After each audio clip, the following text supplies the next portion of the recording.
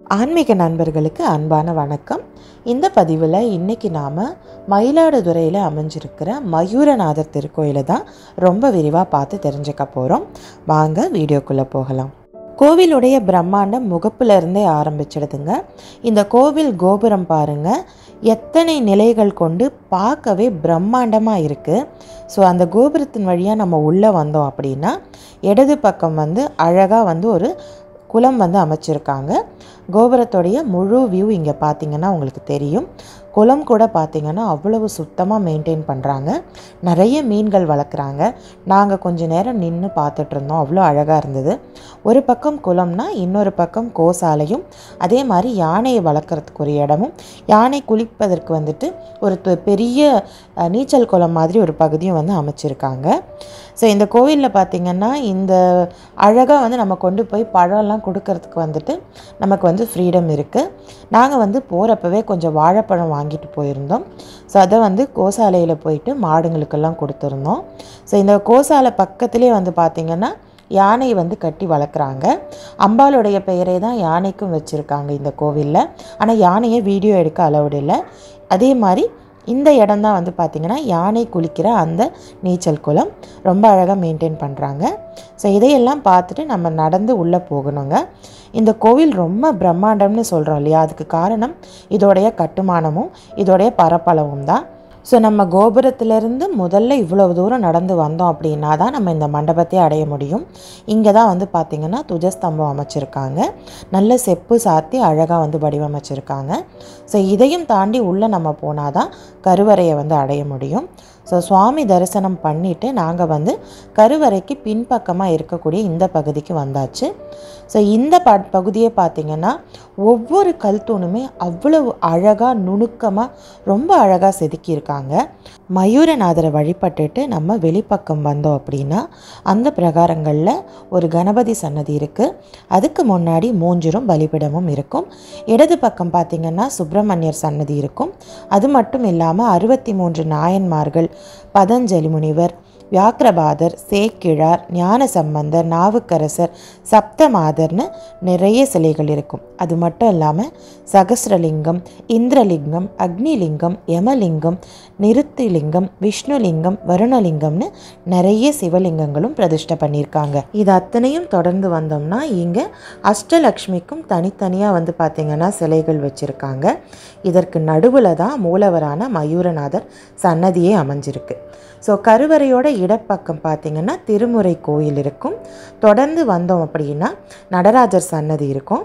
கருவறையோட கோஷ்டத்தில் விநாயகர், நடராஜர், தட்சிணாமூர்த்தி, லிங்கோத்பவர், பிரம்மா, துர்கைக்கு தனித்தனியாக விக்கிரகம் அமைச்சிருக்காங்க. திருச்சுற்றில் பார்த்திங்கன்னா எல்லா இடத்துலையும் விநாயகர் சன்னதியும் சுப்பிரமணியர் சன்னதியும் பார்க்க முடியும். சண்டிகேஸ்வரருக்கும் தட்சிணாமூர்த்திக்கும் கூட இங்கே தனித்தனி சன்னதிகள் அமைச்சிருக்காங்க. வெளிச்சுற்றில் பார்த்திங்கன்னா நாதசர்மா சன்னதி இருக்கும். அந்த சன்னதிக்கு முன்னாடியும் நந்தியும் பலிப்பீடமும் இருக்கும்.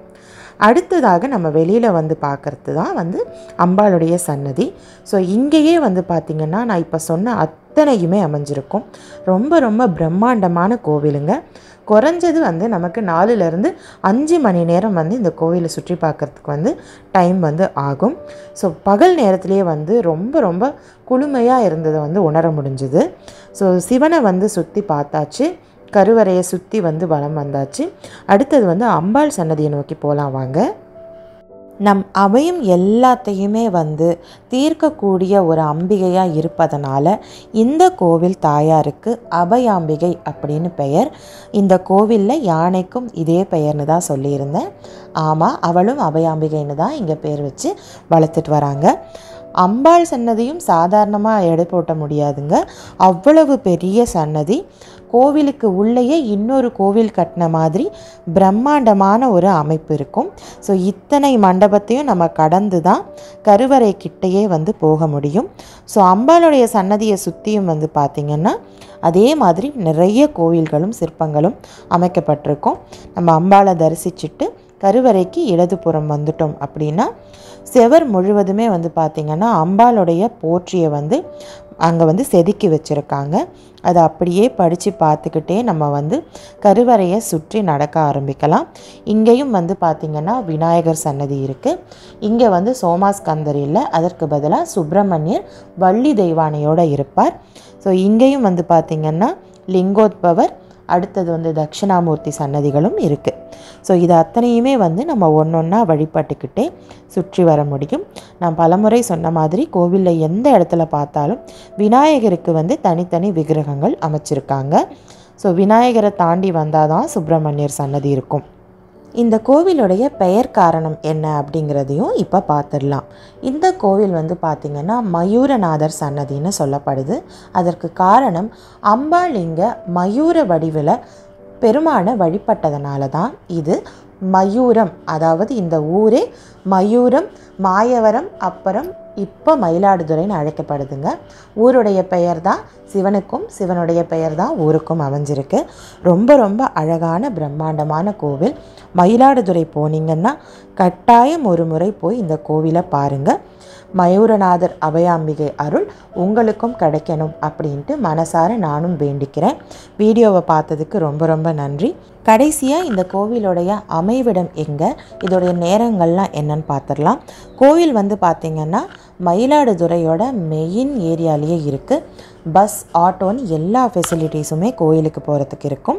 அதே மாதிரி கோவிலுடைய திறக்கும் நேரம் பார்த்திங்கன்னா காலையில் 5 மணிலேருந்து மதியம் 12 மணி வரைக்கும், மறுபடியும் சாயந்தரம் 4 மணிலேருந்து இரவு 9 மணி வரைக்குமே நீங்கள் வந்து சுவாமியை வந்து தரிசனம் பண்ணலாம். கட்டாயம் ஒரு முறை போய் பார்த்துட்டு வாங்க. மீண்டும் ஒரு பதிவில் சந்திக்கிறேன்.